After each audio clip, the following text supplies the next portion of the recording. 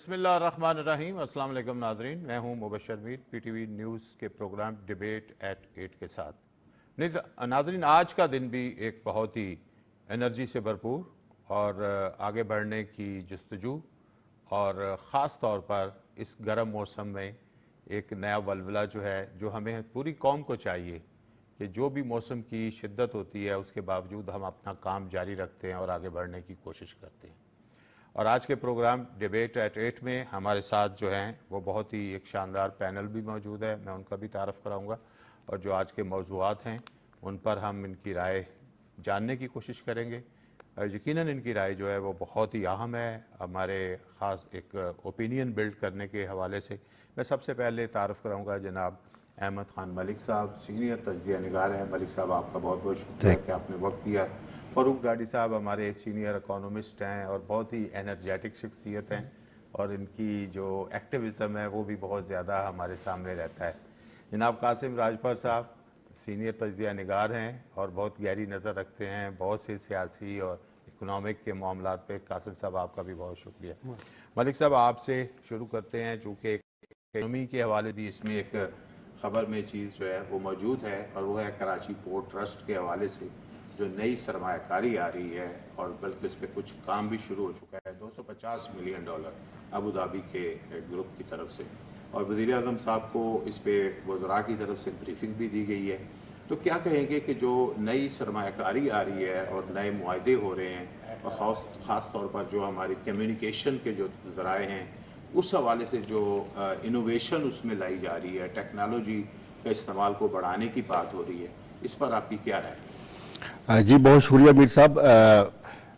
جیسا کہ آپ بھی جانتے ہیں کہ پاکستان میں شپنگ انڈسٹری پر بہت زیادہ توجہ نہیں دی جا رہی تھی۔ بلو اکانومی پوری دنیا کے اندر ایک بہت اہمیت رکھتی ہے، اس میں ٹریڈ، امپورٹ، ایکسپورٹ، اور بہت وہ اہمیت کا حامل ہوتا ہے یہ سیکٹر، لیکن بدقسمتی سے پاکستان میں وہ توجہ نہیں دی گئی جو دی جانی چاہیے تھی۔ لیکن گزشتہ چند برسوں سے اس میں خاصی بہتر ڈیولپمنٹس ہوئی ہے۔ ایک تو کراچی پورٹ کے ساتھ ہی 4 برتھوں پر مشتمل ڈیپ سی پورٹ بنا ہے، ساؤتھ ایشیا پورٹ ٹرمینل، جہاں اب دنیا کے بڑے بڑے جہاز بھی لنگر انداز ہوتے ہیں، اور 10-10 ہزار اور اتنے کنٹینر لاتے اور لے جانے کی وہ جو کیپیسٹی رکھتے ہیں۔ اس کے ساتھ ہی ایک بڑی ڈیولپمنٹ یہ ہوئی کہ ابوظہبی پورٹس گروپ کو کراچی پورٹ کے اوپر جو ہے وہ ان کو فیسلٹی قائم کرنے کی جو ہے وہ ایگریمنٹ ہوا، اور ابوظہبی پورٹس گروپ جو اس شعبے کے اندر بہت ایکسپرٹیز رکھتا ہے اور ان کا بڑا اس کے اندر کردار رہا ہے، تو انہوں نے $250 ملین کی ابتدائی سرمایہ کاری کے ساتھ یہاں پہ کام شروع کر دیا ہے۔ یہ بہت بڑی ڈیولپمنٹ ہے۔ اس سے نہ صرف پاکستان کی امپورٹ ایکسپورٹ اور ساری ٹریڈ کو ہینڈل کرنے میں مدد ملے گی آسانی کے ساتھ، بلکہ ساؤتھ ایشیا اور دیگر جو ممالک ہیں، چائنا اور دیگر ممالک، وہاں تک بھی جو اگر ٹریڈ ہوتی ہے تو اب پاکستانی پورٹس کے پاس وہ کیپیسٹی آ چکی ہے کہ وہ اس کو ہینڈل کرنے کی صلاحیت رکھتے ہیں۔ اسی سلسلے میں یہ منسٹرز نے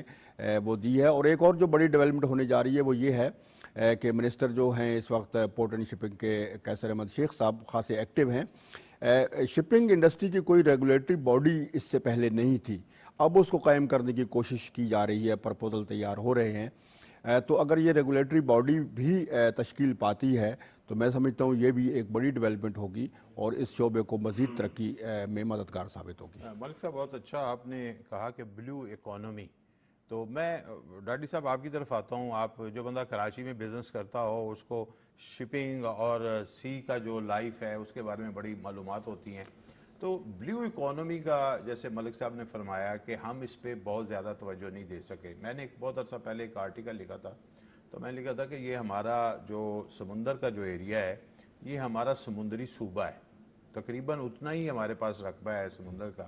جتنا آلموسٹ ہمارا بلوچستان کا رقبہ ہے، اتنی بڑی ہمارے پاس کوسٹل لائن ہے۔ تو بلیو اکانومی کو ہم کس طرح اپنا ابھی جو ایکسپلور نہیں کر پائے، اور خاص طور پر شپنگ انڈسٹری ہے، پھر شپ بریکنگ انڈسٹری ہے، پھر اس کے علاوہ شپ یارڈ کا جو کام ہمارے ہاں ہوتا ہے وہ اس کو کس طرح زیادہ بہتر کیا جا سکتا ہے۔ نئی پورٹ ہماری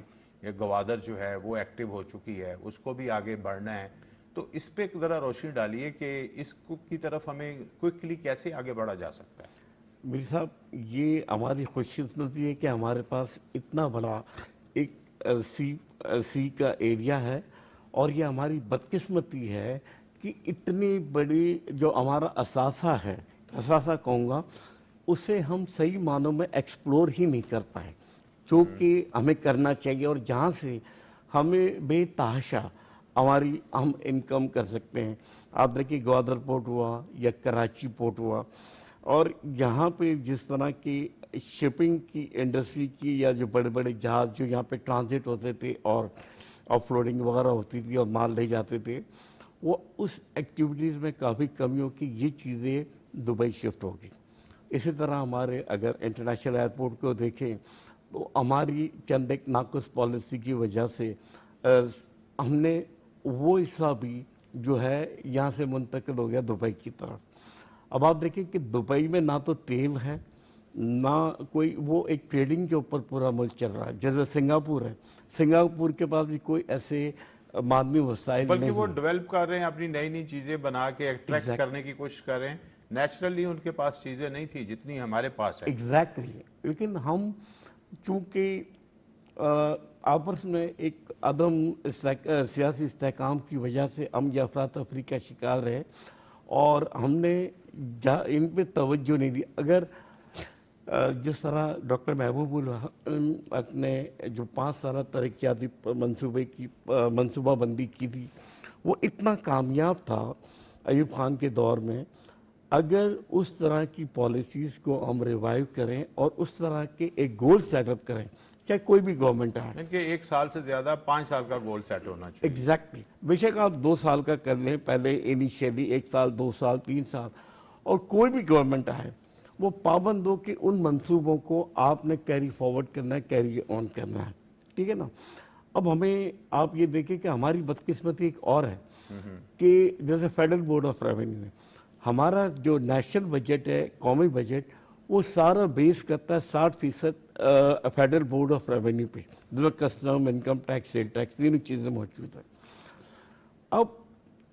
جو ادارہ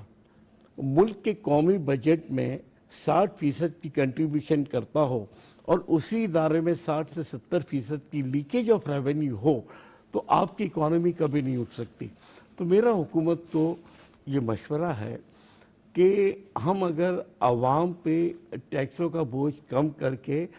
یہ جو محصولات ہے ایف بی آر، بزنس کا جو سسٹم ہے اس کو زیادہ سپیڈ اپ کیا جائے، اسے ہم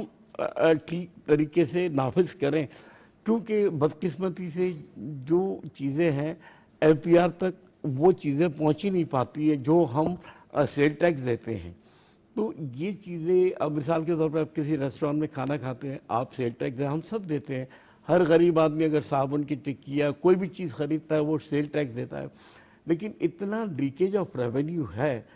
کہ اگر ہم اس سسٹم پہ توجہ دیں اور اس سسٹم کو اگر ٹھیک کرنے کی کوشش کریں، اگر آپ نے 30% بھی اس لیکیجز کو آپ نے کنٹرول کر لیا، تو آپ یقین کریں کہ نہ آپ کو ورلڈ بینک یا آئی ایم ایف کسی کے پاس جانے کی ضرورت نہیں. فاروق صاحب، کل کی ہماری جو ایک نیوز تھی بڑی عام تھی کہ پرائم منسٹر نے جو ایک اسٹیٹمنٹ دیا تھا، اور اس میں یہ خاص بات تھی کہ جو محصولات ہیں ہمارے، جو خاص طور پہ ایف بی آر سے لوگوں کو انسینٹیو ایکسپورٹرز کو جاتے ہیں، اس میں سے 800 ارب کا جو ہے وہ فراڈ پکڑا گیا ہے. یہ بہت بڑی جو ہے وہ، اور وہ ڈیجیٹلائزیشن کی وجہ سے ہوا ہے. اچھا قاسم راجپال صاحب، آپ کی طرف آتا ہوں کہ اسی پہ ذرا تھوڑی سی بات کر لیں. بلیو اکانومی کی ہم بات کر رہے ہیں، اور یہ پاکستان کا وہ ایریا ہے جو پاکستان کو بہت ریلیف دے سکتا ہے، بہت سا پیسہ کما کے دے سکتا ہے. ہماری جتنی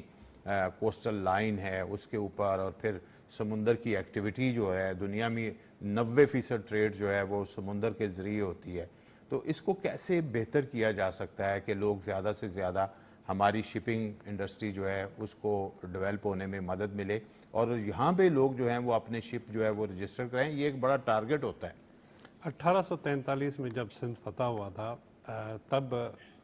یہ ایک چھوٹا سا گاؤں تھا، لیکن اس کا مرکز جو ہے وہ حیدرآباد ہوا کرتا تھا. لیکن انگریزوں نے یہ بلو اکنامی یا سی کی अहमियत को मद्देनज़र रखते हुए उसको फौरी तौर पे शिफ्ट ले आए और कराची पोर्ट ट्रस्ट बना। उसके बाद देखें कि जुल्फ़िकार अली भुट्टो के वक्त तक एक ही हमारे पास पोर्ट थी, फिर पोर्ट कासिम पोर्ट बना, कासिम आ गई। बेनज़ीर साहबा की कोशिश थी कि ठट्टा के करीब एक जो है वो पोर्ट बनाया केटी जाए, लेकिन बंदर। केटी बंदर बनाया जाए, लेकिन मियां नवाज शरीफ साहब की कोशिशों से फिर ये हमारा पोर्ट कासिम गवादर बंदरगाह बन गई। लेकिन चूंकि जो इकोनॉमी की हमारे पास सिचुएशन है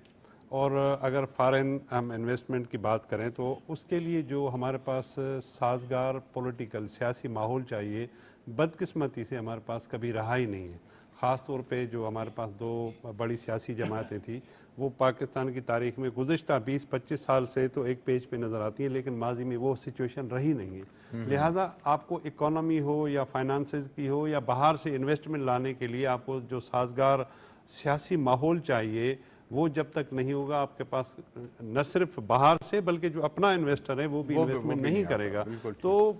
ये अल्लाह का लाख एहसान है कि पॉलिटिकल मैच्योरिटी की वजह से अब तमाम सियासी जमातें जो पाकिस्तान की खैर ख्वाह हैं वो एक पेज पे आपको नज़र आती हैं। तो जब आपको वो चीज़ें एक पेज पे नज़र आती हैं तो बाहर से भी इन्वेस्टर भी आएगा और अपना जो लोकल इन्वेस्टर है वो बाहर जाने के बजाय आपके पास इन्वेस्टमेंट करेगा। जो आपने दुबई की बात की कि वो हमारे पास इन्वेस्टमेंट के लिए आ रहे हैं, ये एक खुशान बात है कि जो सियासी माहौल इस तरह का बना है कि इन्वेस्टमेंट आ रही है, लेकिन हम समझते हैं कि इसको और ज़्यादा करने की ज़रूरत है। हमारे पास वसाइल बहुत ज़्यादा हैं और इस खत्ते में जो हमारी अहमियत है इसको मद्देनज़र रखते हुए हमें और कोशिश करनी चाहिए कि कितने ज़्यादा से ज़्यादा इन्वेस्टमेंट को बाहर से लाया जाए। अच्छा, आपने सियासी इस्तेकाम की बात की तो इसमें भी प्राइम मिनिस्टर को ब्रीफ किया गया है वज़ीर कानून की तरफ से कि जो मखसूस नशिस्तों के हवाले से जो फ़ैसला हुआ है सुप्रीम कोर्ट में उस पर अमल दरामद के हवाले से एक डिस्कशन हुई है और ये भी एक जो है वो जो वाइब्स आई हैं गवर्नमेंट की तरफ से कि जो आला अदालत ने जो फैसला किया उस पर अमल किया जाएगा। तो ये सियासी इस्तेकाम की तरफ बढ़ने का एक बहुत अच्छा अमल है। जी तासर तो ये दिया जा रहा है कि शायद हुकूमत जो सुप्रीम कोर्ट के फैसले पर अमल दरामद नहीं करे, लेकिन कल इलेक्शन कमीशन के जानिब से भी एक बिल्कुल क्लियर कट जो है वो मैसेज आया है और सियासी हमारी जो हुकूमत है उसकी हवाले से भी एक आया। ठीक है, जिसको अगर कोई ग्रीवेंसेज है, हुकूमत को भी ग्रीवेंसेज हो सकती है कि किसी भी फैसले से वो भी अपील में जा सकती है या अगर कोई फरीक है वो भी जा सकता है। हाँ, लेकिन ये अलग बात है कि वो फरीक जो कोर्ट में गया ही नहीं उसको रिलीफ मिल गया, ये एक वो अदालत में जैसे डिस्कशन होती है वो तो हम अदालत पे छोड़ते हैं ना, वो करते हैं कि जो अदालत है वो बेहतर समझती है कि वो जो किस तरफ जाना चाहिए। जो सियासी जमात रिलीफ लेने के लिए गई नहीं उसको रिलीफ मिल गया। डिस्कशन में जो वो जजिस की स्वाबदीद पे भी हम छोड़ दें, उसको हम अगर सुप्रीम कोर्ट का फैसला है चूंकि और अक्सरीती फैसला है उसको हम जजिस को हम जो है वो कोई इल्ज़ाम नहीं दे रहे, लेकिन एक चीज़ है कि पॉलिटिकल मैच्योरिटी का जो मुजाहरा हुकूमत की तरफ से हुआ है वो मेरा ख्याल है बहुत अच्छा है। नहीं बिल्कुल उसमें कोई शक अच्छा मलिक साहब, हम थोड़ा सा आगे बढ़ते हैं और एक बड़ी जो है वो ख़ास दिन था कल 19 जुलाई और यौम इल्हाक़े पाकिस्तान।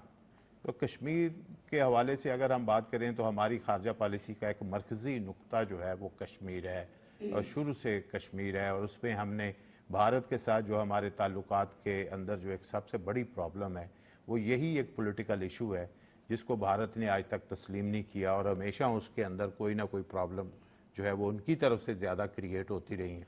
और कश्मीरियों ने जो फ़ैसला किया था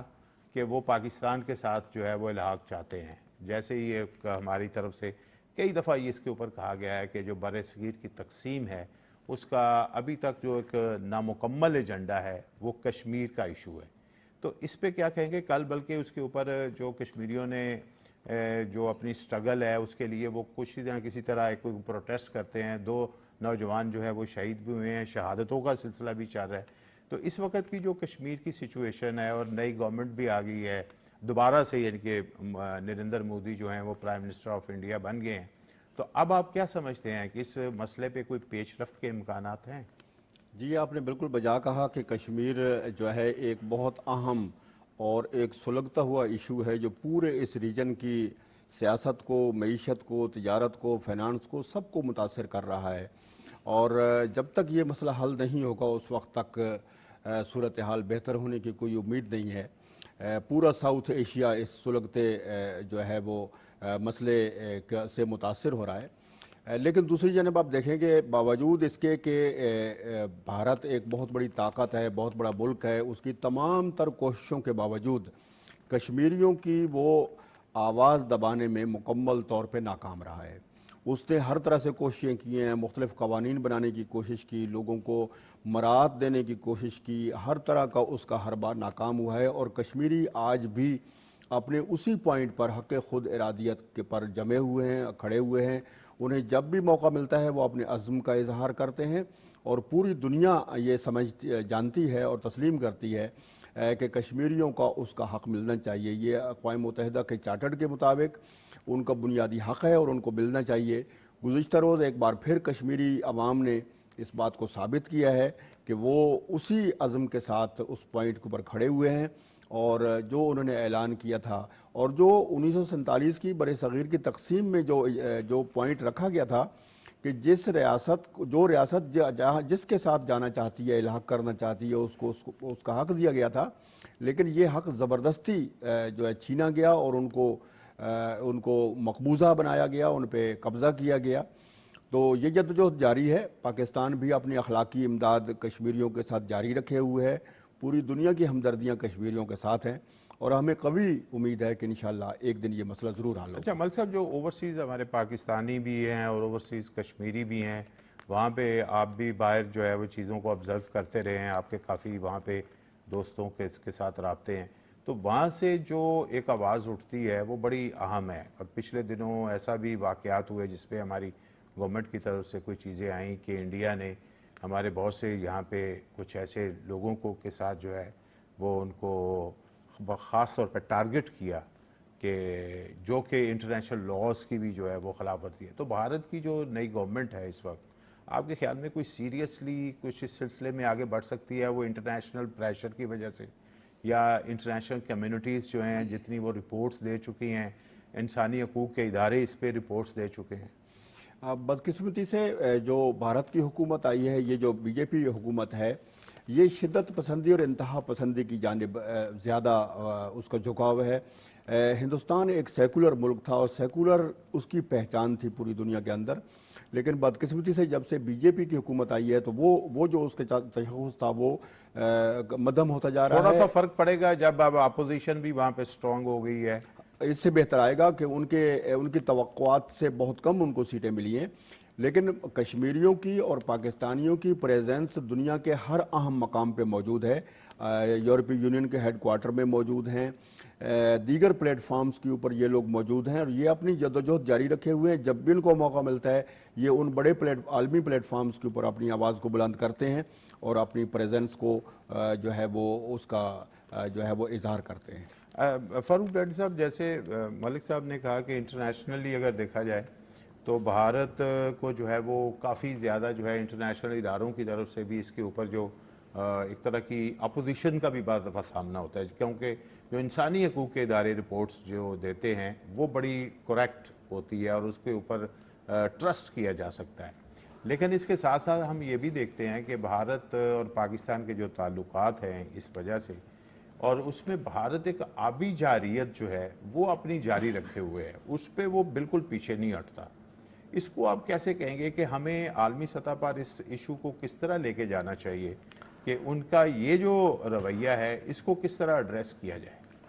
देखिए, ये हमारे आपस के जो इंतशार हैं उसकी वजह से भारत उसका फ़ायदा उठाता है और इंटरनेशनल कम्युनिटी में ये बहुत असरअंदाज होता है। तो जब तक हमारे यहाँ एक आपस में मेरा ख्याल है कि कश्मीर के मौजू पे तो पूरी पाकिस्तान की सारी कौम यकजा एक पॉइंट पे, इस पे कोई इख्तलाफ नहीं है, ठीक ना। और पाकिस्तान का हमेशा से एक ही मौक़िफ़ रहा है कि हम ये नहीं कहते कि कश्मीर पाकिस्तान का हिस्सा है, नहीं, हम ये कहते हैं कि कश्मीर कश्मीरियों का है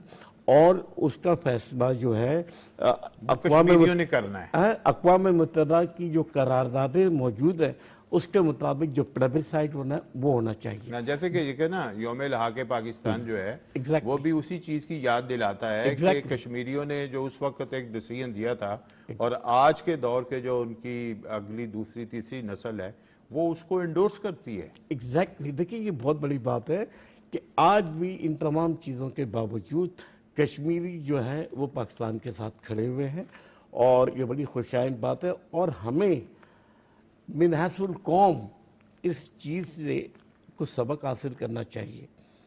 کہ وہ کتنا پاکستان کو ترجیح دیتے ہیں اور کتنا پاکستان کے ساتھ محبت کرتے ہیں. تو یہ چیز ہم بھی سب پاکستانی جو پاکستان کے ساتھ محبت کرتے یہ نہیں ہے. اب آپ دیکھیں کوئی کرکٹ کا میچ ہو رہا ہوتا ہے کوئی تو ساری قوم یکجا ہو جاتی ہے ایک اس پہ. کوئی بھی نیشنل ایشو ہوتا ساری قوم ایک پلیٹ فارم پہ آ جاتی ہے. یہ ہم میں ہے لیکن یہ ہے کہ ساتھ ساتھ اس کی کنٹینیوٹی ایکچولی چاہیے. چاہیے. دوسری چیز یہ ہے کہ انٹرنیشنل کمیونٹی جتنی بھی ہے نا ان کے اپنی ویسٹڈ انٹرسٹ بھی ہے کیونکہ بھارت ایک بڑا ملک ہے تو وہاں پہ ان کے تجارتی اور یہ جو مقاصد ہیں وہ زیادہ انٹرسٹ ہے. تو ہمیں ہمیشہ یہ سوچنا چاہیے کہ بھارت ان چیزوں کو کیش کرتا ہے, ان چیزوں کو ہمیشہ وہ اس کو یوٹیلائز کرتا ہے اور ہم اپنی پالیسیز کو بھی اسی طرح مرتب کریں تاکہ ہم ان چیزوں کو کاؤنٹر بھی کر سکیں اور ہم آگے بڑھ سکیں. ٹھیک ہے راجپال صاحب, اسی چیز کو میں آپ کی طرف لے کر آؤں گا. ایک تو آبی جارحیت پہ آپ کا جو ہے وہ کیا ٹیک ہے کہ آپ وہ ضرور بتائیے. دوسرا جو ڈاڈی صاحب نے کہا کہ اگرچہ ہمارے درمیان جو ہے وہ بہت سے اختلافات ہیں, سیاسی پارٹیاں جتنا بھی ایک دوسرے کے ساتھ اختلاف رائے رکھیں, لیکن کم از کم کشمیر کے اوپر ہمارا تقریباً کوئی اس پہ وہ دوسری رائے نہیں آتی, موسٹلی لوگ اکٹھے ہو جاتے ہیں. لیکن کیا ہی اچھا ہو کہ کشمیر کے جو ایام آتے ہیں, کوئی بھی دن منایا جاتا ہے, اس پہ ساری پارٹیاں مل کے ہی ایک جو ہے وہ جو بھی ریلی ہو, جلوس ہو, وہ سب مل کے کریں تاکہ اس کا اظہار زیادہ سٹرونگلی ہو. ہم نے دیکھا ہے کہ بہت سی سیاسی پارٹیاں جو ہیں وہ اپنا جو ہے وہ ایک طرح سے ڈیمو کر رہے ہوتے ہیں یا کوئی اپنا جلسہ کر رہے ہوتے ہیں. جس طرح پارلیمنٹ کی ایک مشترکہ کمیٹی ہوتی ہے, اسی طرح پارلیمنٹ سے باہر بھی ایک مشترکہ ہونی چاہیے. کیا کہتے ہیں؟ بالکل آپ صحیح کہہ رہے ہیں کہ اس میں یہ ہوتا ہے کہ جو سیاسی جماعتیں پارلیمنٹ میں ہیں وہ تو کہیں نہ کہیں ان کی پارٹیسپیشن آپ کو نظر آتی ہے, یا کچھ سیاسی جماعتیں یا پریشر گروپس بھی ہمارے پاس ہیں جو آپ کو نظر آتے ہیں لیکن ایک پیج پہ نظر نہیں آتے. آپ نے دیکھا ہو کہ انٹرنیشنلی ہماری جتنی بھی پاکستان کی کمیونٹی ہے, آزاد کشمیر ہو یا مقبوضہ کشمیر ہو, وہاں کے جتنے بھی لوگ ہیں پاکستان سے باہر تو ایک پیج پہ ہوتے ہیں. صحیح ہے. لیکن آپ کو وہ چیز یہاں پہ نظر نہیں آ رہی. تو ہمیں بہرحال اس چیز کو ضرور غور کرنا چاہیے کہ جب ہم ایک پیج پہ ہو کے اس چیز کو اٹھائیں گے تو ہماری آواز میں اور زیادہ طاقت آئے گی اور ہم کشمیری بھائیوں کی مدد کے لیے اخلاقی طور پہ جو پاکستان 75 سالوں سے کر رہا ہے اس میں اور زیادہ بھی ہے, سفارتی بھی ہے, اخلاقی بھی ہے. جو بات آپ نے دوسری کی وہ ایک اہم بات ہے, خاص طور پہ جب ان کے پاس پانی وافر مقدار میں آ جاتا ہے تو پھر نہیں دیکھتے کہ پاکستان کی کنٹرول والی سچویشن ہو سکتی ہے, وداؤٹ اینی انفارمیشن وہ چھوڑ دیتے ہیں. اور جب ہمیں ضرورت ہوتی ہے پانی کی اور ان کو پاس ایسی سچویشن نہیں ہوتی, ان کو ضرورت ہو نہیں ہو, وہ پانی کو بند کر لیتے ہیں. اب تو انہوں نے مختلف ڈیمز بھی جو ہے نا وہ بغلیار یا اس طرح کی وہ بنا لی ہیں. تو لہٰذا اس حوالے سے جو انٹرنیشنلی ایک ہمارے پاس ایگریمنٹ انڈس ریور بیسن ٹریٹی موجود ہے, اس کو مد نظر رکھتے ہوئے ہندوستان کو اپنی پالیسیز مرتب کرنی چاہیے. لیکن چونکہ ہم سفارتی طور پہ یا اخلاقی طور پہ یہ ڈیمانڈ کر سکتے ہیں, لیکن آپ یہ ضرور سوچیں کہ ایک تو انتہا پسند مودی کی وہاں پہ حکومت ہے جو کانگریس والی پاکستان کے حوالے سے بہرحال سوچ نہیں رکھتا. تو ہم انٹرنیشنلی اس چیز کو جہاں پہ بھی ایڈوکیسی ہم کر سکتے ہیں وہ کر بھی رہے ہیں, لیکن یہی ہمارے فورمز ہیں جس کو ہم یوٹیلائز کرتے ہوئے لوگوں کو بھی بتائیں کہ پاکستان سے جو ہے صرف جنگ جو ہے وہ سرحدوں والی نہیں کر رہا ہے ہندوستان, بلکہ سب سے زیادہ ہماری جو معیشت ہے وہ ہے زراعت پہ ڈیپینڈنٹ ہے. اور آپ دیکھتے ہیں کہ جب بھی ان کے پاس اس حوالے سے پاکستان پہ کوئی پریشر دینا ہوتا ہے وہ آبی جارحیت شروع کر دیتا ہے. یہ ان کا بڑا ایک ٹول بن گیا ہے, مستقل طور پر ٹول بن گیا ہے, خاص طور پہ جب سے انہوں نے ڈیمز بنائے ہیں تو وہ اس کا استعمال جو ہے وہ نیگیٹو میں زیادہ کیا جاتا ہے. ملک صاحب اس طرف آتے ہیں کہ ایک بڑا اہم دنیا کا ایونٹ جو ہے اس سال ہونے جا رہا ہے نومبر میں, اور وہ ہے امریکی صدر کا انتخاب. امریکی صدر کا انتخاب جو ہوتا ہے وہ اس لحاظ سے بڑا اہم ہوتا ہے کہ اگر جو پارٹی آتی ہے اس میں لوگوں کو ہوتا ہے کہ بھئی جو اگر ڈیموکریٹس آئیں گے تو اس طرح کے فیصلے جو ہیں وہ سامنے آ سکتے ہیں، اور اگر ریپبلکنز آئیں گے تو اس سے ہٹ کے تھوڑے سے آ سکتے ہیں، بیسک چیزوں کو چھوڑ کے، لیکن کچھ نہ کچھ تبدیلی جو ہے وہ وہاں پہ بھی جو ہے وہ آتی ہے۔ تو ابھی جو وہاں کی سچویشن ہے تو ظاہر ہے یہ پورا سال جو ہے وہ ان کی کیمپین کا سال ہے، اور ڈونلڈ ٹرمپ جو ہیں وہ اس وقت مقبولیت ان کی بہت زیادہ ہے، اور جو بائیڈن جو اس وقت سٹنگ پریزیڈنٹ ہیں ان کے حوالے سے جو کل کی اور پرسوں کی جو نیوز آ رہی ہیں، خاص طور پر ان کی ہیلتھ ایشوز جو ہیں وہ کافی سیریس ہیں، اور ان کی پارٹی کے لوگ ہی جو ہیں وہ کہہ رہے ہیں کہ چونکہ جو پولز ہوئے ہیں ان میں سے زیادہ مقبولیت جو ہے وہ ڈونلڈ ٹرمپ کی آ رہی ہے، اور ہیلتھ جو ہے وہ ان کی اتنی اچھی نہیں ہے جو بائیڈن کی، تو اس لیے جو ہے ان کو کسی نہ کسی طرح دستبردار کروایا جائے۔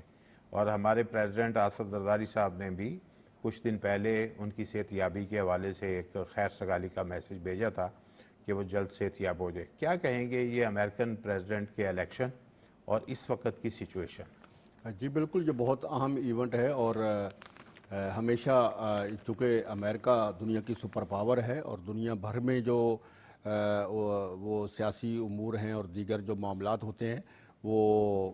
امریکہ اثر انداز ہوتا ہے، اور امریکی انتخابات اس حوالے سے بہت اہم ہوتے ہیں، پوری دنیا کی نظریں اس کے اوپر ہوتی ہیں۔ یہ تمام دنیا کے جو لوگ ہیں وہ جانتے ہیں، کیونکہ وہاں 2 پارٹی سسٹم ہے اور 2 پارٹی ہیں، اور دونوں پارٹیوں کی جو ٹاپ پرائرٹیز ہیں، پالیسیز ہیں، بالکل واضح اور کلیئر ہوتی ہیں، اور دنیا کو پتہ ہوتا ہے کہ اگر یہ پارٹی جیتے گی تو کون سی پالیسیز پہ عمل درآمد ہوگا، اس کو جھکاؤ کس طرف ہوگا، اور اگر دوسری پارٹی آ جائے گی تو اس کی ترجیحات کیا ہوں گی۔ اس وجہ سے لوگ بہت زیادہ دلچسپی رکھتے ہیں، کیونکہ کسی بھی پارٹی کے آنے کی صورت میں پوری دنیا کے جو معاملات ہیں، جو پالیسیز ہیں، اس پر اس کا اثر پڑتا ہے۔ تو اچھا، اس میں خاص طور پر ایک چیز میں ضرور ملک صاحب آپ سے چاہوں گا کہ ابھی نیٹو کے حوالے سے بھی جو خاص طور پہ ایک پالیسی چل رہی ہے، اور یوکرائن کا جو سلسلہ ہے یا رشیا یوکرائن وار کے حوالے سے، اس پہ بھی آپ ضرور ذرا تھوڑا اپنا جی بالکل، اس میں دنیا کے بہت، یوکرین کا مسئلہ ہے، چائنا کے ساتھ ٹریڈ کا مسئلہ ہے، بہت بڑی مطلب جو معاملات ہیں اس کے اوپر ہیں۔ تو یہ جو انتخابی مہم چل رہی تھی تو تقریباً دونوں پارٹیاں، دونوں جو صدارتی امیدوار تھے متوقع، وہ تقریباً ان کی پاپولیرٹی سیم تھی، 50-50 لگ بھگ وہاں پہ کھڑے ہوئے تھے، لیکن اچانک جو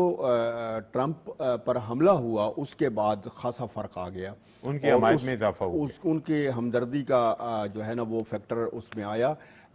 اور دوسری جانب جو بائیڈن صاحب ہیں، ان کی طبیعت کے حوالے سے بہت زیادہ، وہ پہلے سے ہی باتیں ہو رہی تھیں، چونکہ ان کی عمر بہت زیادہ ہو چکی ہے اور ان کے صحت کے حوالے سے معاملات چل رہے تھے، تو اب ان کی پارٹی کے لوگوں نے بہت سنجیدگی سے سوچنا شروع کر دیا ہے، کیونکہ 1-2 جو ڈیبیٹس ہوئیں ان کی امیدواروں کی، اس میں بھی یہ بات کھل کے سامنے آئی کہ جو بائیڈن صاحب کی جو یادداشت ہے یا ان کی جو وہ ہے بات کرنے کا جو معاملہ ہے یا جواب دینے کا معاملہ، تو وہ اتنا زیادہ افیکٹو نہیں تھا، کمی محسوس کی گئی اس کے اندر۔ تو اب بہت سنجیدگی سے سوچا جا رہا ہے کہ ان کی پارٹی جو ہے صدارتی امیدوار کو تبدیل کر دے اور ان کی جگہ کسی اور کو صدارتی امیدوار نامزد کیا جائے۔ یہ بہت بڑا ایونٹ ہوگا۔ اس سے کیا فرق کیا پڑے گا آپ کے خیال میں؟ جو اس وقت مقبولیت ڈونلڈ ٹرمپ کی ہے، اور جو بائیڈن جو ہیں اگرچہ پریزیڈنٹ ہیں لیکن ان کی جو ہے وہ مقبولیت جو ہے کا گراف جو ہے وہ گرا ہے بقول ان کی اپنی پارٹی کے، تو اگر بالکل نیا کینڈیڈیٹ آتا ہے تو وہ تو پھر ڈونلڈ ٹرمپ کا مقابلہ نہیں کر پائے گا۔ جی بالکل، یہ بہت اہم فیکٹر ہوگا، کیونکہ پہلے دونوں صدارتی امیدوار تقریباً برابر جا رہے تھے، اور اس وقت اب اس موقع کے اوپر بائیڈن صاحب کو ہٹا دینے اور ایک نیا امیدوار لانے اور اس کو عوام کے سامنے لے جانا اور اس کے انٹروڈکشن اور اس کی مقبولیت، یہ ایک بڑا چیلنج ہوگا کہ اتنے کم، اب نومبر میں انتخاب ہے اور تو ٹائم شارٹ ہے، اتنے کم عرصے میں کیا ان کو اس حد تک پبلک کے سامنے لے جایا جا سکتا ہے؟ یہ ایک بڑا چیلنج ہوگا، دیکھتے ہیں آنے والے دنوں میں کیا ہوتا ہے۔ فروخ ڈاکٹر صاحب، چونکہ امریکہ ہمارا پاکستان کا ایک بڑا ٹریڈ پارٹنر ہے، اور اس کے علاوہ ہمارے ساتھ ان کے ایک ریلیشن شپ کا لیول بھی بڑا ڈیفرنٹ رہا ہے، اتنے سالوں کے جو ایک ہماری ہسٹری ہے ڈپلومیٹک ریلیشن کی،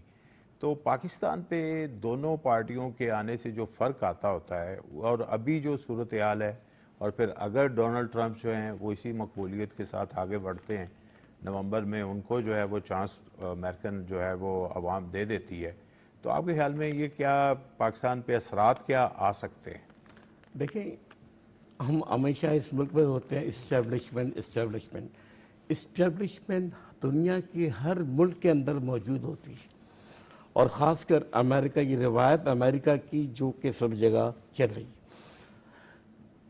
یہ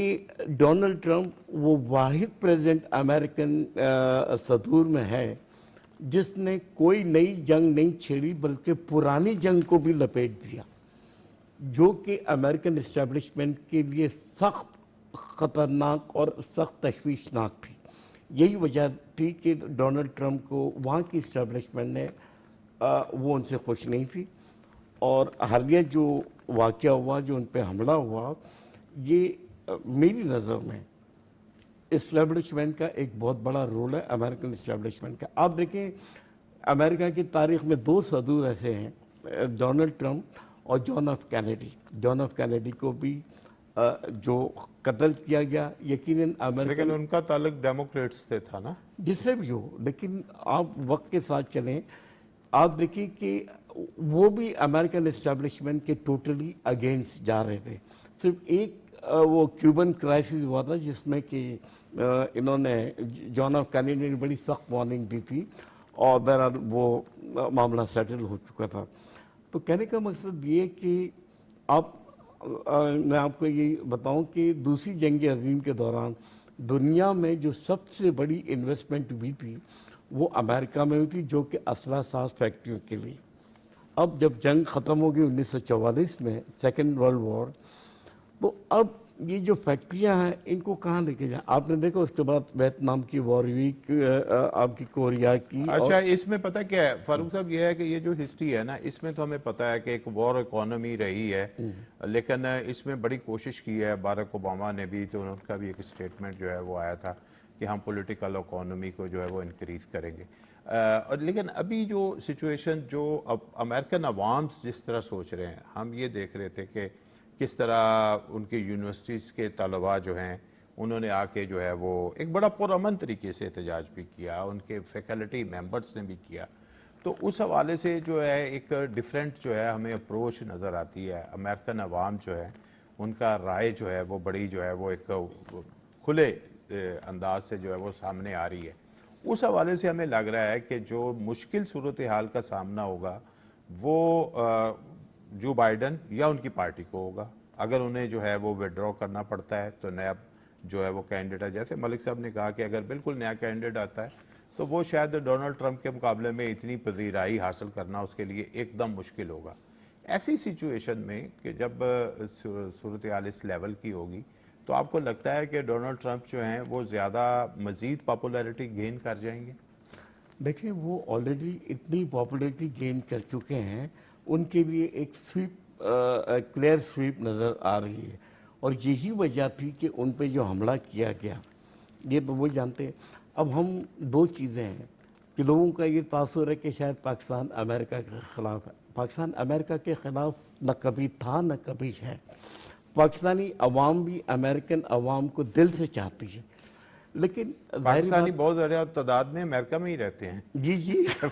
اور امریکہ میں جا کے ان کو بہت سے لوگ بچے پڑھ رہے ہیں، لوگ وہاں پہ روزگار بھی کر رہے ہیں، تو میرا خیال ہے کہ وہ جو پیپل ٹو پیپل کانٹیکٹ ہے وہ تو بہت سٹرونگ ہے ہمارا۔ دیکھیں، ہماری ریزرویشن کیا ہے کہ امریکن پالیسیز جو ہمیں تکلیف کبھی کبھی دیتی، جو ہمارے متعلق ہے، تو اس سے ہمارا اختلاف ہے، لیکن ہم کبھی بھی امریکن عوام کے لیے ہم نے غلط بات نہیں کی۔ بالکل ٹھیک ہے۔ میں راجپال صاحب آپ کی طرف ہی آتا ہوں، اور آپ تو ماشاءاللہ ریسرچر ہیں اور ان چیزوں کو بڑا گہرا آپ اس کو سٹڈی کرتے ہیں، تو اس وقت کی جو سچویشن ہے اور خاص طور پر جو دنیا کے بڑے بڑے ایشوز ہیں، ملک صاحب نے بھی ایک طرف اشارہ کیا کہ امریکہ کو بھی ایک بڑا چیلنج ہے کہ وہ ٹریڈ کے معاملات میں چائنا کے سامنے جو ہے وہ بہت زیادہ لوز کر رہا ہے، چائنا بہت گین کر رہا ہے دنیا میں، اس نے بہت سی جگہوں پہ اپنی مارکیٹ جو ہے وہ زیادہ سٹرونگ بنائی ہے۔ پھر جو وارز کی اگر ہم بات کریں تو خاص طور پہ جو یوکرین رشیا وار ہے، اس کے اندر بھی اسے بہت زیادہ اس طرح پذیرائی نہیں ملی. نیٹو کے اندر بھی بہت سے ملکوں کی ڈیفرنٹ رائے بھی ہے, لیکن وہ پھر بھی فوج تعینات کرنے کی بات ہو رہی ہے. یہ ساری سچویشن ہمارے سامنے ہے اور الیکشن بھی بالکل ان کا قریب ہے. تو کیا سمجھتے ہیں کہ جو الیکشن کے اندر ان کے بہت زیادہ جو فورن پالیسیز ہے وہ زیادہ ڈسکس ہوتی ہیں, لوکل پالیسیز کی نسبت فورن پالیسیز بہت زیادہ ڈسکس ہوتی ہیں. اس میں دو اس پہ کیا کہیں گے آپ؟ اس میں دو چیزیں. ایک تو جب ہم پاکستانی ہونے کے ناطے ہم اپنے مفاد کو مد نظر رکھتے ہیں. ٹھیک ہے, وہاں پہ ریپبلکن آئے یا ڈیموکریٹ آئے, وہ اپنی جگہ پہ اہمیت ان لوگوں کی ضرور ہوتی ہے, لیکن ہم جب بھی بات کرتے ہیں ایک تو اس خطے کے حوالے سے بات کرتے ہیں کہ بھئی وہ جو بھی شخص آئے وہ ہمارا ایک تو ہمارا خیال رکھے کہ پاکستان کے ہمیں اپنے آزادانہ طریقے سے فیصلے کرنے میں ہم پر کوئی پریشر نہیں ہو, کوئی مداخلت نہیں ہونی چاہیے. دوسری بات, اس خطے کے حوالے سے پالیسیز کلیئر ہونی چاہیے کہ بھئی پرامن طریقے سے آپ لوگ رہیں, ہمیں اس سے کوئی سروکار نہیں. لیکن چونکہ آپ دیکھیں کہ ریپبلکن ہو یا ڈیموکریٹ ہیں, وہ افغانستان کے حوالے سے ہوں, فلسطین کے حوالے سے ہوں, ان کی مجھے کوئی ایسی کوئی چیز نظر نہیں آتی کہ ان کے فیصلوں میں کوئی بڑی چینج وہ نظر نہیں آ رہی. اس میں جیسے ڈاڈی صاحب نے کہا کہ ان کی اسٹیبلشمنٹ کا بہت بڑا کردار ہوتا ہے, اور جو ان کے پاس اکانومی ہے ہی ایک, تو ظاہری بات ہے وہ فیصلے اپنی اکانومی کو مد نظر رکھتے ہوئے کرتے ہیں کہ ہمارے پاس جو چیز بیچنی ہے وہی ہم بیچ کے ہی کریں, وہ کیسے بیچیں گے. اور دوسری بات, جو انتہا پسند ہیں وہ زیادہ تر اس کے پاس ہیں, رنگیلا جو ان کا امیدوار ہے اس حوالے سے ان کے پاس ہے. اور ایشو یہ ہے کہ ان کی اکانومی پر جو وہاں کا سرمایہ دار ہے اس کا بہت بڑا اثر ہوتا ہے, اور وہی سرمایہ دار جو ہے نا وہ پولیٹیکل جو فیصلے ہے اس پہ بھی اثر انداز ہوتا ہے. تو لہٰذا اس خطے کے حوالے سے ہو یا پوری مسلم امہ یا ساری دنیا کے حوالے سے ہو, تو لہٰذا ان کی اسٹیبلشمنٹ اور ان کا جو سرمایہ دار ہے وہ فیصلے کرے گا, وہ امپارٹنٹ ہو. لیکن چونکہ بڑا اہم پوائنٹ ہے کہ جو اکانومی ہے اور جو پولیٹیکل جو آگے بڑھنے کا عمل ہے وہ دونوں کا مل کے آگے بڑھتا ہے. جی بالکل. اس حوالے سے جب تک سچویشن آپ کے پاس, لیکن یہ ڈیموکریٹ کے لیے 4 سال تک ان کو اس چیز پہ کوئی نہیں کہ کوئی الٹر, چونکہ آپ کی جو پچھلے الیکشن میں بھی جو بائیڈن بہت اچھے امیدوار ہو سکتے ہیں, لیکن پچھلے الیکشن میں بھی جو وہاں پہ کیا ہے کہ نفسیاتی طور پہ جو ڈیبیٹس ہوتی ہیں, چونکہ ان کا اپنا ہی طریقہ کار ہے, وہ زیادہ 400-500 سال ہم سے زیادہ آگے ترقی یافتہ ہیں, تو ان کی جو الیکشن کیمپینز کے طریقہ کار ہے وہ ہم سے بالکل مختلف ہے. کہ ہمیں کسی گاؤں گوٹ میں جا کے ایک بندے سے ووٹ نہیں ان کو لینا نہیں پڑتا, لیکن وہ جلسے بھی نہیں ہوتے, کیمپین بھی ان کا طریقہ کار وہ نہیں ہوتا کہ گاؤں گوٹ سے جا کے جو 100 ٹرک جو اسی کو دے دو, 100 بسیں اس کو دیں, ان کا طریقہ کار یہ نہیں ہے. ان کا طریقہ کار یہی جو کر رہے ہیں, لیکن اس میں جو ایج ہے وہ ظاہری بات ہے بائیڈن کے بجائے ٹرمپ کے پاس ہے کہ وہ ووکل ہے, وہ بات کر سکتا ہے, لیکن وہاں پہ سچویشن یہ نظر آ رہی وہ نہیں آتی ہے. لیکن ہم کہتے ہیں کہ ہمیں اس سے سروکار نہیں ہے کہ الف آتا ہے یا بے آتا ہے. ہمارا سروکار یہ ہے کہ پاکستان کے حوالے سے, اس خطے کے حوالے سے اور ساری دنیا میں امن کے حوالے سے اگر کوئی آ سکتا ہے, ہمیں اس کو موسٹ ویلکم کرنا چاہیے. بہت اچھا پوائنٹ ہے آپ کا کہ کوئی بھی آئے, لیکن یہ ہے کہ ہمیں اب یہ دیکھنا ہوگا کہ پاکستان کے لیے جو ہے وہ بہتری جو ہے وہ کس حوالے سے آگے بڑھ سکتی ہے, اور پاکستان امریکہ ریلیشن شپ جو ہے وہ پاکستان کے حوالے سے کتنے بینیفیشل ہو سکتے ہیں. ملک صاحب, ایک اور خبر کو ہم شامل کرتے ہیں پروگرام میں, اور وہ بھی دہشت گردی سے نمٹنے کے حوالے سے ہے. جس طرح دہشت گردی کا ہمیں سامنا ہے, جس طرح ہم نے دہشت گردی کا مقابلہ کیا ہے, اس طرح سری لنکا کے اندر بھی اسی طرح کی ایک سچویشن جو ہے وہ چلتی رہی ہے. اور ابھی ہمارے وزیر داخلہ محسن نقوی صاحب جو ہیں وہ سری لنکن ہائی کمشنر سے ملے ہیں, اور جو وہاں پہ واقعہ ہوا, جس طرح وہاں پہ ایک ان کے سری لنکن نے ایک قربانی دی, سوبان ان کا نام بتایا گیا ہے, اس پہ ان کو اپریشیٹ کیا, اور بڑی جو ہے وہ پاکستان کے کچھ قیدی بھی وہاں پہ ان کو لانے کی بھی بات کی گئی ہے. تو یہ ایک بڑی ایک ڈرائیو بھی تھی, پہلے سے چل رہی ہے کہ پاکستانی جو مختلف ملکوں میں رہتے ہیں ان سے چھوٹے موٹے جو جرائم ہو جاتے ہیں وہاں پہ, تو ان کے لیے وہاں پہ لیگل سروس مہیا کرنا, ان کے اوپر اگر فائنز ہوئے ہوتے ہیں تو ان کی ادائیگی ان کے لیے بعض دفعہ مشکل ہوتی ہے، ان کو لانے کا ایک عمل جو ہے وہ جاری ہے۔ کیا کہیں گے کہ یہ ایک بڑا اہم پوائنٹ ہے جس کی طرف جو ہے وہ وزیر داخلہ نے جو ہے وہ سٹیپ لیا ہے؟ جی بالکل، آپ نے درست نشاندہی کی ہے کہ دنیا میں دہشت گردی کے واقعات بڑھ رہے ہیں، لیکن دوسری جانب یہ بات ہمارے لیے باعث فخر ہے کہ پاکستان نے دہشت گردی کے خلاف دنیا بھر میں ہمیشہ بہت اہم کردار ادا کیا ہے۔ اگر اقوام متحدہ کی امن فورسز دیکھیں تو اس میں سب سے زیادہ تعداد پاکستانی فوجیوں کی ہوتی ہے جو پوری دنیا میں امن قائم اور رکھنے کے بڑی لیے شہادتیں بھی ہوئی ہیں۔ بڑی شہادتیں بھی ہیں، اور بالخصوص افریقہ کے ممالک کے اندر پاکستانی فوجی تعینات رہے ہیں اور انہوں نے امن قائم کرنے میں بہت اہم کردار ادا کیا ہے۔ ہماری حکومت بھی اس معاملے میں بہت ایکٹیو رہی ہے۔ ہم آئے روز یہ خبریں سنتے رہتے ہیں، مڈل ایسٹ میں بالخصوص اگر کوئی پاکستانی کو کسی معاملے کے اندر چھوٹے موٹے جرم کے اندر سزا ہو جاتی ہے، کوئی جرمانہ ہو جاتا ہے، تو پاکستانی حکومت جو ہے وہ سفارتی سطح پر جا کر بات کر کے اور بہت سارے لوگوں کو، اپنے عوام کو، اپنے شہریوں کو ریلیف دلا چکی ہے۔ سری لنکا کی مثال تو بہت واضح ہے کہ سری لنکا میں تامل کے ساتھ جو جنگ حکومت کی چل رہی تھی اس کو ختم کرنے میں پاکستان کا بہت کلیدی کردار رہا، اور پاکستان نے وہاں پہ سیاسی اور دہشت گردی کے خلاف جو جدوجہد تھی اس میں سری لنکن گورنمنٹ کی بہت زیادہ مدد کی، اور وہ بہت جو ہے وہ نتیجہ خیز بھی ثابت ہوئی اور وہ دہشت گردی ختم ہوئی۔ بعد میں چھوٹے موٹے واقعات ہوئے۔ یہ ایک اہم خبر ہے کہ اس وقت جو پاکستان کے کچھ قیدی وہاں پہ موجود ہیں، ان پہ کچھ الزامات لگے تھے جس کی وجہ سے ان کو گرفتار کیا گیا تھا، تو حکومت پاکستان نے ایک بار پھر وہی سفارتی محاذ پر جو ہے وہ ایکٹیویٹی کی اور اس کو سالو کرنے کی کوشش کی، اور امید ہے کہ وہ ہمارے 7 شہری جو ہیں بحفاظت پاکستان انشاءاللہ پہنچ۔ ڈاڈی صاحب، ایک اور چیز کی طرف ہم نشاندہی کی گئی ہے کہ وہ ہے جو دنیا بھر میں اب ظاہر انٹرنیٹ کے بغیر جو ہے وہ دنیا میں رہنے کا تصور بڑا ہی بے معنی سا لگتا ہے۔ بعض دفعہ لگتا ہے کہ باقی چیزیں کچھ اویلیبل ہو رہی ہے، نہیں ہو رہی، کھانا ٹائم پہ مل رہا ہے، نہیں مل رہا، لیکن نیٹ سروس جو ہے وہ جاری رہنی چاہیے۔ آپ خواہ روڈ پہ ہوں، گھر پہ ہوں، وائی فائی چلنا چاہیے، اس کے بغیر بندہ اپنے آپ کو بالکل تنہا محسوس کرتا ہے۔ لیکن کیا کیا جائے کہ سمندر کے گہرائیوں میں جو لائنز بچھائی گئی ہیں جس کی وجہ سے دنیا ایک دوسرے سے کنیکٹ ہوتی ہے، فائبر آپٹک ہے، لیکن اس پہ بھی حملے ہوتے ہیں، وہ شارک جو ہیں وہ اس کے اوپر حملہ آور ہو جاتی ہیں، اور اس کے مائکروسافٹ کے جو ہمارا پورا ایک نظام ہے اس کے اندر جب خرابی آتی ہے تو دنیا کا صرف یہ نہیں ہے کہ انٹرٹینمنٹ ہے بلکہ بہت بڑا بزنس جو ہے وہ آن لائن چلتا ہے۔ تو اس کو ایک جو ہے نا ابھی بھی کچھ اس کے اندر پرابلم آئی، اس کی جو ہیں آئی، تو ہمیں اس کے مستقل جو حل ہیں اس کی طرف جانے کا کون سے ایسے طریقے ہیں کہ ٹیکنالوجی میں بڑی انوویشن ہو رہی ہے، تو آپ کیا کہیں گے اس پہ؟ دیکھیں، اس وقت دنیا کا سارا نظام جو ہے نا وہ انٹرنیٹ کے اوپر بیس کرتا ہے۔ اگر آپ کی یہ نیٹ بند ہو جائے تو ایسے لگتا ہے کہ پوری دنیا مفلوج ہو گئی ہے، اور آپ دیکھیں کہ اس سے انٹرنیٹ کی وجہ سے کاروبار ہو یا کمیونیکیشن ہو وہ اتنا آسان اور سہل ہو گیا ہے، چاہے بزنس ہو، کہ آپ آن لائن چند سیکنڈ میں کیا سے کیا کر لیتے ہیں۔ تو ظاہر بات ہے کہ اس وقت پورا نظام ساری دنیا کا وہ انٹرنیٹ پہ بیس کرتا ہے،